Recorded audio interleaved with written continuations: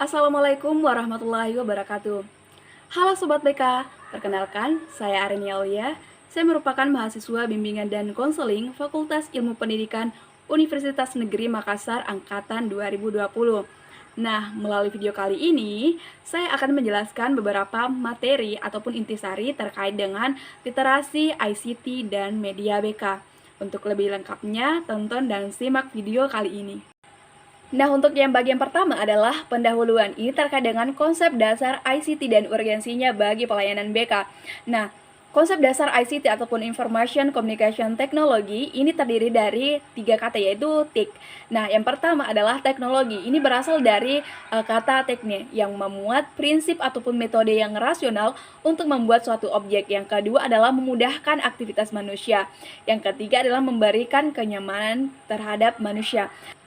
Selanjutnya yang kedua adalah ada kata informasi. Nah, informasi ini dapat berupa pesan ataupun ucapan, ekspresi, simbol ataupun gambar atau gagasan atau ide.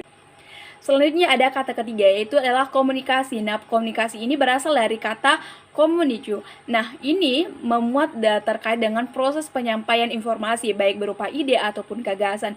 Dan yang kedua adalah membuat sama atau kesamaan terhadap suatu pemahaman.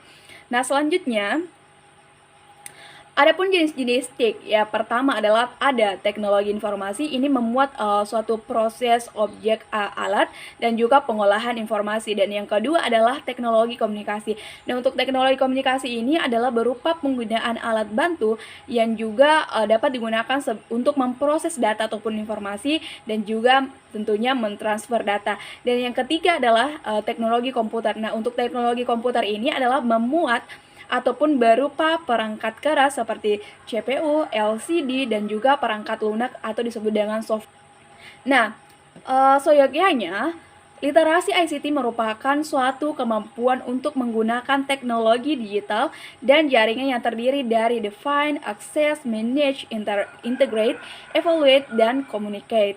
Nah, tentu dengan adanya literasi ICT ini dapat membantu guru BK di dalam mengefisienkan waktu dalam memberikan pelayanan BK kepada peserta didik. Tentunya hasilnya juga bisa dikatakan dapat membantu perkembangan peserta didik itu mencapai perkembangan yang optimal. Nah, untuk materi pertama adalah terkait dengan fungsi dan peran ICT dalam BK pada pendidikan abad 21. Sudah kita ketahui bersama bahwasannya ICT ini memiliki banyak peranan besar dalam kehidupan manusia, apalagi dalam lingkup dunia pendidikan. Nah, tentunya ICT dalam bimbingan dan konseling ini merupakan suatu dukungan sistem dalam menunjang keterlaksanaannya pelayanan bimbingan dan konseling kepada peserta didik. Nah, adapun penggunaan ICT dalam bimbingan dan konseling sendiri ini mampu untuk mengefektifkan dan mengefisienkan dari kegiatan bimbingan dan konseling itu sendiri. Nah, adapun tujuan ICT dalam BK di abad 21, ya pertama adalah untuk mempermudah konselor di dalam memberikan layanan BK kepada peserta didik. Yang kedua adalah memberikan alat bantu baik bagi para peserta didik maupun konselor di dalam melakukan investigasi tentang minat, bakat, serta pilihan-pilihan karir dan sebagainya. Yang ketiga adalah membantu peserta didik di dalam mencapai perkembangan yang secara optimal. Yang keempat adalah untuk melatih tingkat kemandirian peserta didik. Selanjutnya adalah untuk meningkatkan minat dan daya tarik peserta didik terhadap pelayanan BK. Dan yang terakhir adalah mempermudah akses peserta didik di dalam memperoleh layanan BK dari konselor. Nah, adapun metode pemanfaatan ICT di dalam BK terdiri atas dua, yakni pertama, online. Nah, online ini merupakan suatu komputer ataupun perangkat yang terhubung ke jaringan internet dan dapat digunakan dalam jarak jauh. Selanjutnya yang kedua adalah metode offline. Nah, offline ini adalah artinya tidak tersambung dengan internet maupun media komunikasi jarak jauh lainnya, atau lebih kepada pemanfaatan komputer sebagai media pengolah data. Nah, adapun fungsi ICT di dalam abad 21 ini yang pertama, sebagai tools. Artinya adalah ICT ini sebagai alat untuk mempermudah aktivitas individu. Selanjutnya yang kedua adalah sebagai science. Artinya adalah sebagai sumber untuk memperoleh data secara ilmiah. Dan yang ketiga adalah sebagai bahan literasi. Artinya bahwa ICT ini menjadi sebuah wadah untuk meningkatkan kecakapan ataupun skill daripada individu itu sendiri. Nah, tidak terlupakan bahwa adapun beberapa peranan ICT di dalam bimbingan dan konseling yakni sebagai media publikasi, pelayanan, dan juga media bantuan dan pendidikan. Nah, tentu perlu kita ketahui bersama bahwasanya menjadi lebih penting bagi guru BK untuk memiliki keterampilan abad 21 diantaranya dikenal dengan 4C, yaitu critical thinking, communication, collaboration, creativity untuk memaksimalkan daripada fungsi dan peran ICT di dalam BK itu sendiri. Selanjutnya yang kedua adalah berkaitan dengan sistem ICT di dalam BK. Nah, sistem adalah merupakan sekumpulan elemen himpunan dari suatu unsur, komponen fungsional yang saling berhubungan dan berkaitan dengan penggunaan ICT kemudian menghasilkan suatu hasil dari proses menjalankan daripada sistem tersebut. Nah, di dalam bimbingan dan konseling sendiri, sistem ini merujuk pada serangkaian elemen yang saling berhubungan satu sama lain dan berkaitan untuk menciptakan suatu produk yang akan membantu proses kegiatan layanan di dalam BK itu sendiri. Nah, adapun beberapa komponen daripada sistem ICT yang pertama adalah ada software ataupun perangkat lunak. Ini biasa terdiri dari bahasa pemrograman, sistem operasi komputer, dan juga program aplikasi. Dan yang kedua adalah hardware, yaitu perangkat keras. Nah, ini biasa saja terdiri dari input device ataupun unit masukan, proses device ataupun unit pemrosesan, dan juga output device, yaitu atau unit keluaran. Dan yang ketiga adalah brandware. Nah, brandware ini adalah suatu ataupun individu yang mengelola ataupun menjalankan daripada ICT sendiri, yang biasanya disebut dengan programmer, operator komputer, dan juga teknisi komputer. Nah, adapun produk-produk sistem ICT di dalam BK yang pertama ada dikenal dengan email ataupun surat elektronik. Dan yang kedua adalah ada website ataupun homepage atau blog.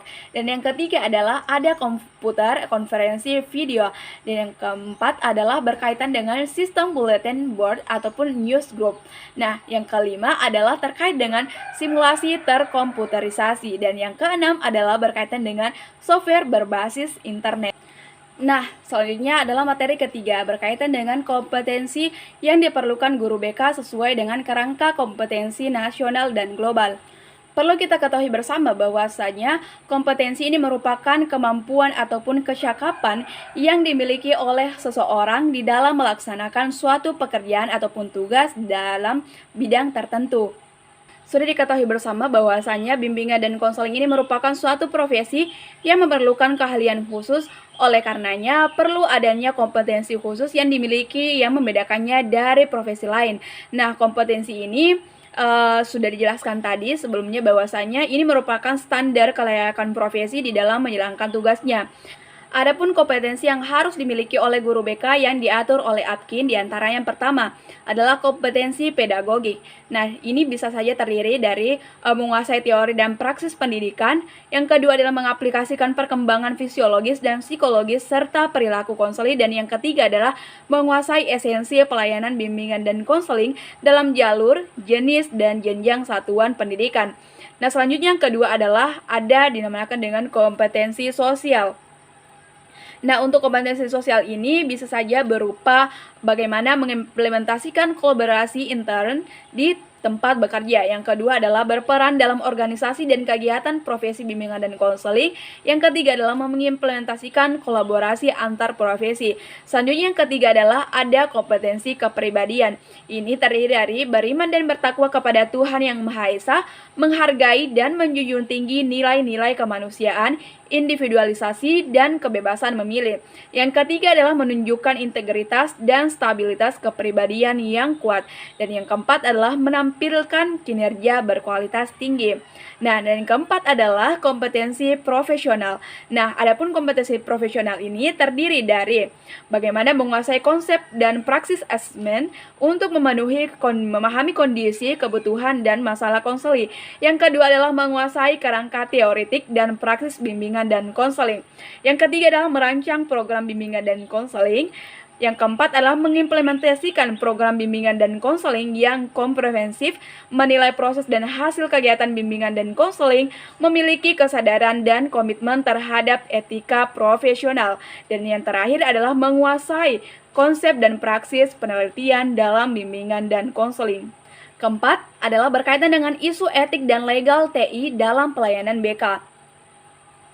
Nah, adapun etik ini berasal artinya adalah aturan ataupun tata cara. Nah, etika ini berarti bahwa praktik konseling profesional yang terdiri dari yang pertama adalah mengacu pada hukum dan kode etik, konsultasi online, memberitahukan konseling tentang metode konseling, menginformasikan proses konsultasi, dan yang terakhir adalah dalam situasi krusial ataupun memperjelas identitas konselor ataupun konseli untuk menghindari kemungkinan penipuan ataupun main-main dalam proses konseling itu sendiri.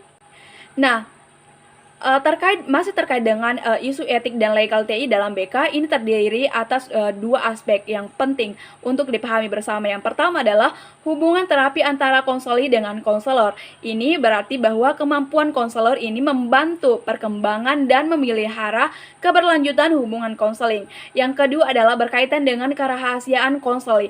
Ini berarti bahwa keamanan kerahasiaan masalah konseli ini dalam konseling hampir sama dengan dunia nyata.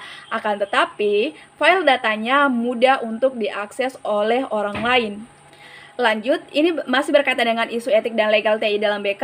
Ada beberapa poin penting yang perlu untuk kita perhatikan bersama. Yang pertama adalah adanya catatan kesehatan elektronik. Yang kedua adalah perlindungan ataupun telematika atau advokasi bagi konseli ataupun konselor. Nah, tingkat keamanan e-konseling, masalah budaya ataupun bahasa, teknologi berupa tingkat dan ketersediaannya, kredibilitas dan sertifikasi atas link ke situs lembaga tertentu dan telematikanya, perizinan protokol milik pemerintah ataupun swasta tempat klien untuk tinggal keabsahan data. Nah, komitmen prosedur kontrak ketika offline, menyebutkan masalah yang tidak selayaknya dikonsultasikan lewat internet, dan yang terakhir adalah menjelaskan kepada konseli untuk mengulangi kesalahpahaman yang mungkin terjadi karena kurangnya petunjuk visual yang ditampilkan oleh kedua belah pihak. Nah, adapun etika-etika dalam berinternet diantaranya, pertama adalah jangan menggunakan huruf besar ataupun kapital. Yang kedua adalah apabila mengutip dari internet, kutiplah seperlunya. Yang ketiga adalah membiasakan menulis subjek email. Yang keempat adalah berhati-hati di dalam melanjutkan email ke orang lain ataupun meneruskan email ke orang lain. Yang adalah tidak mengirim email berupa spam, surat berantai, dan sebagainya. Dan yang terakhir adalah menghargai hak cipta dan privasi orang lain. Nah, untuk materi terakhir adalah menganalisis model-model pemanfaatan ICT di dalam BK. Nah, pengertian model. Model ini merupakan suatu rencana, representasi, ataupun deskripsi yang menjelaskan suatu objek, sistem, ataupun konsep yang seringkali berupa penyederhanaan ataupun idealisasi. Yang kedua adalah berkaitan dengan model BK. Nah, model BK ini merupakan suatu bentuk pedoman dalam upaya untuk membantu peserta didik dalam rangka mengembangkan diri pribadi, sosial, belajar, maupun karir. Yang selanjutnya adalah pengertian pemanfaatan ICT. ICT ini merupakan segala kegiatan yang melibatkan proses penggunaan ICT dalam rangka mempermudah kegiatan, dalam hal ini kegiatan BK itu sendiri. Nah, secara umum, model pemanfaatan ICT ini merupakan sebuah rencana, representasi, ataupun deskripsi yang menjelaskan suatu objek dalam bentuk bagan pelaksanaan BK yang berbasis teknologi. Nah, adapun dua contoh model pemanfaatan ICT dalam bimbingan dan konseling khususnya. Yang pertama adalah ada dinamakan dengan e-counseling dan juga model cyber counseling. Nah, adapun salah satu model e-counseling berikut ini, yakni pada bagian 1.1, yakni pendaftaran pengguna baik konselor maupun konseli ataupun klien, yang mana keduanya mengisi data-data berupa identitas dan profil diri. Untuk selanjutnya, masuk kepada tahap 1.2, yakni layanan konsultasi. Nah, pada bagian ini, konselor mengisi riwayat konsultasi serta kesediaan untuk melayani konsultasi. Nah, sedangkan untuk klien ataupun konseli, pada bagian ini memilih metode konsultasi, pilihan konselor, pilihan kategori, masalah dan juga waktu konsultasi akan dilaksanakan. Sehingga ketika semua persyaratan tersebut telah dipenuhi, maka dari pihak konselor akan mendapatkan laporan konsultasi, profil klien ataupun konseli, pemberitahuan permintaan konseli, metode konsultasi, dan juga waktu konsultasi. Nah, dengan begitu, dari pihak klien ataupun konselor juga akan mendapatkan kejelasan untuk dilaksanakannya layanan konseling. Nah, kemudian yang terakhir pada bagan 1.3, setiap data yang diperoleh akan dikelola untuk selanjutnya diproses termasuk di dalamnya informasi klien ataupun konseli maupun konselor. Nah, laporan konsultasi dan informasi konselor dan juga akan diterima oleh konseli ataupun klien. Nah, setiap data ini akan menjadi bagian daripada data administrator yang tentunya akan dikelola oleh administrator itu sendiri. Mungkin hanya itu saja yang bisa saya sampaikan melalui video kali ini. Saya ucapkan banyak terima kasih kepada teman-teman yang sudah menyimak video kali ini. Sekian dan terima kasih. Wassalamualaikum warahmatullahi wabarakatuh.